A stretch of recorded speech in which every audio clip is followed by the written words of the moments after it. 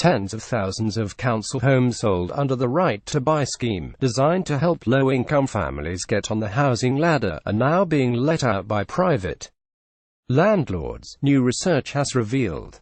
Just over 40% of properties purchased under the controversial scheme are now being rented out privately, a rise of 7% in the last 2 years alone. As a result, properties sold off quickly become significantly more expensive than they were previously.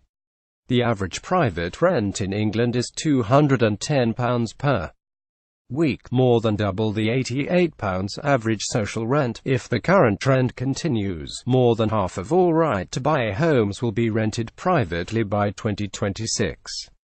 According to the research by Inside Housing magazine. The analysis, based on figures from 111 councils, around two-thirds of the total, shows that 180,260 leasehold properties were sold by local authorities since 1980.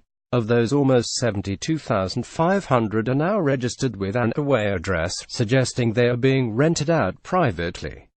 The mass sell-off comes despite council house waiting lists currently standing at more than 10 years in some parts of the country, and a 97% fall in new social homes being built since 2010.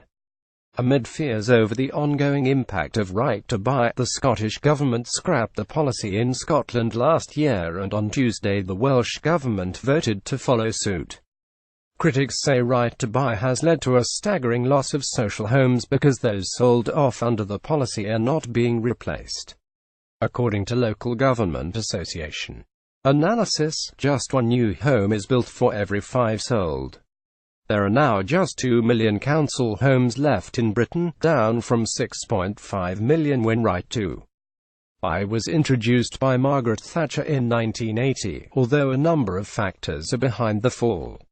Despite growing concern about the impact of the policy, last year the Conservatives controversially extended right to buy to properties owned by housing associations, meaning thousands more low-rent homes are likely to be sold off.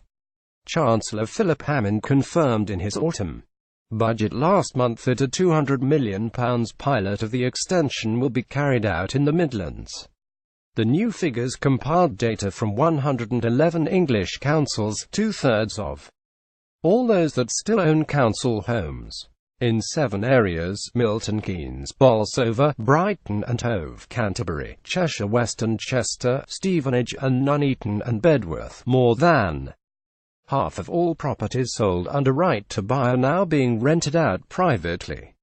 The highest level was in Milton Keynes, where 71% of right to buy homes are now part of the private rented sector. Some experts said the real number across the country is likely to be even higher because some homeowners will be subletting properties without informing the local council. John Bibby, chief executive of the Association of Retained Council Housing, said the figures were another sign of a broken housing market. He said, "We talk about the broken housing market, and this is just another part of that. The government has promised to root and branch green paper on social housing, and it will be interesting to see if that includes right to buy and its impact.